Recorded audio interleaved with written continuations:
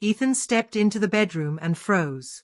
There she was, his wife, peacefully asleep, her head resting against the bare chest of a stranger.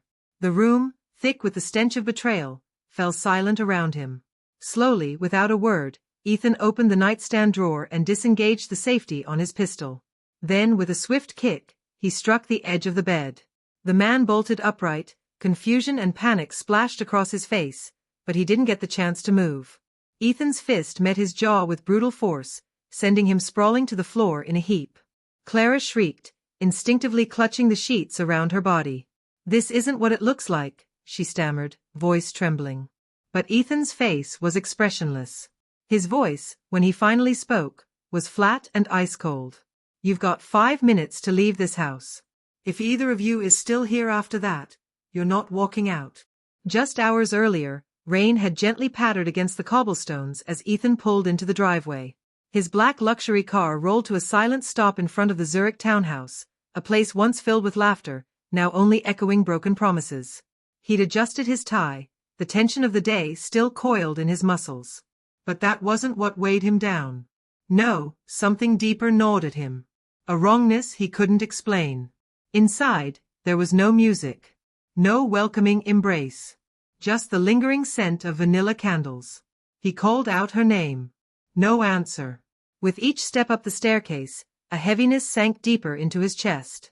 By the time he reached the bedroom door, he already knew. And when he saw them, everything shattered. Rage. Pain. Disbelief. It all crashed through him at once. He had trusted her. Completely. Every memory they had built together twisted into a cruel joke. But Ethan wasn't one to explode. Even as devastation clawed at him, he remained composed. He retrieved his gun and prepared himself. The intruder was forced out without mercy. Clara's sobs and pleading fell on deaf ears. "You made your decision," Ethan muttered, not bothering to watch as she frantically packed her things. The days that followed blurred into one another. Sleepless nights, unspoken questions, and a deep, consuming silence. But Ethan wasn't just another heartbroken man. He was deliberate, disciplined, strategic. He funneled his grief into something sharper. Revenge. He began with the man, Lucas Reinhardt. A minor salesman with lofty dreams and a history riddled with missteps. Ethan hired a private investigator, and the results came fast. Financial debts, unethical business moves, and yet another affair. Then came Clara. He knew her patterns well, how she craved grand gestures and sentimental displays. Slowly, carefully, he began drawing her back in. Handwritten notes. Surprise deliveries. Kind words laced with just enough sincerity. And Clara, true to form, began to soften. It happened over dinner. A table set for two, candlelight flickering. He handed her a small velvet box. Inside, the same diamond necklace she had once adored. Her eyes filled. "You really want to try again?" she whispered. Ethan smiled, warm and convincing. "We deserve a fresh start." But beneath that gentle facade, the wheels of vengeance were turning without pause. Every gift, every comforting word, it was all part of a carefully laid trap. Clara had no idea she was walking into the storm he had crafted for her and Lucas both. He gave no warnings. Left no signs. While Clara teetered between guilt and hope, and Lucas struggled to keep his crumbling world together, Ethan was the hidden hand tipping every domino. He'd leaked damaging details to a private investigator, who had then alerted Lucas's lenders and bosses about his shady operations. One piece at a time, Lucas's career began to collapse. Clara, meanwhile, couldn't shake the growing sense of dread. She didn't know that Ethan was behind it all. The first anonymous message Ethan sent had made his hands tremble. One misstep, one careless move, and the whole plan could fall apart. But he was careful. And he was just getting started. The private investigator warned him. Lucas wasn't just a liar, he had ties to dangerous individuals. Connections that could turn the pursuit of justice into a deadly game. But Ethan didn't back down. One late night, as he pored over files and incriminating documents, his phone lit up with a chilling message. "Walk away while you still can." A shiver crawled down his spine. But fear only lingered briefly. Ethan had already crossed the threshold. He was all in. Within a matter of weeks, Lucas's carefully built facade crumbled. He lost his position, his money evaporated, and whatever reputation he clung to vanished. Amid the chaos, Ethan began crafting his final act. He arranged a lavish event, a formal evening hosted under the guise of a fresh chapter with Clara.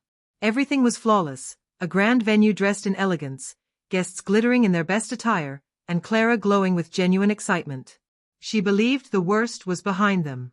She believed the man beside her had forgiven her. As the evening reached its most celebratory moment, Ethan stepped up to the microphone. His palms were damp.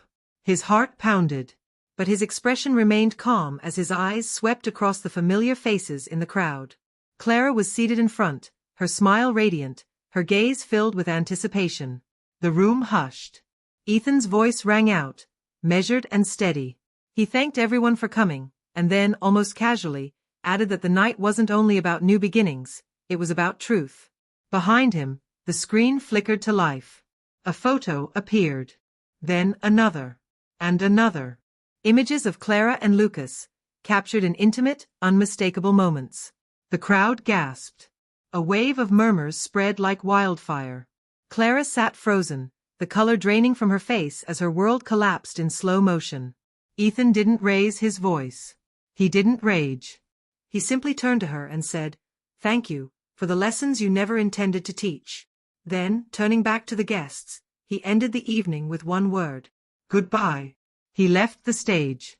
Clara remained seated, shattered and exposed. In the following weeks, Ethan filed for divorce. Their shared property was sold, and Clara's prized designer wardrobe, pieces she once guarded like treasure, was donated to charity. The proceeds went toward a cause close to Ethan's heart, a mentorship program for aspiring entrepreneurs, something he had long dreamt of building. Clara tried to reach out. She texted, called, even mailed handwritten letters. Every attempt was ignored. When her desperation grew, she showed up at his office without warning, tear-streaked and clutching another note. Security turned her away. She changed her approach. Whispered lies began spreading through mutual circles, claims that Ethan had been the one unfaithful. But the truth had already rooted itself. No one bought into the narrative she tried to rewrite. Lucas, disgraced and abandoned, vanished into obscurity. But Ethan's plan wasn't finished. He remembered Clara's deep attachment to her rare art collection, pieces that symbolized her status and taste. Through the divorce proceedings, Ethan ensured those works were seized and sold at auction. The earnings? They too fueled his growing program. Then came the final blow. Clara lost her job. Anonymous tips, carefully timed and detailed, reached her employer. An internal investigation revealed enough to end her career. It was swift and merciless. Every step she took to regain footing only made her fall harder. Her once perfect image disintegrated. Friends distanced themselves. Opportunities dried up. Left with nothing, Clara became a pale shadow of the woman she once was. Meanwhile, Ethan rebuilt. He immersed himself in work. He mentored. He healed. He designed the life he'd always wanted, not out of spite, but with purpose. And one night, standing alone on the balcony of his new apartment, the city lights stretching endlessly before him, Ethan finally felt it. Peace. What began as vengeance had become something more. This wasn't about punishing the past, it was about reclaiming his future. About rediscovering power through resilience. He had been broken, but not destroyed. And now, he stood whole again. Because sometimes, the deepest pain teaches us the greatest strength. And in the end, Ethan realized, freedom doesn't come from revenge. It comes from letting go.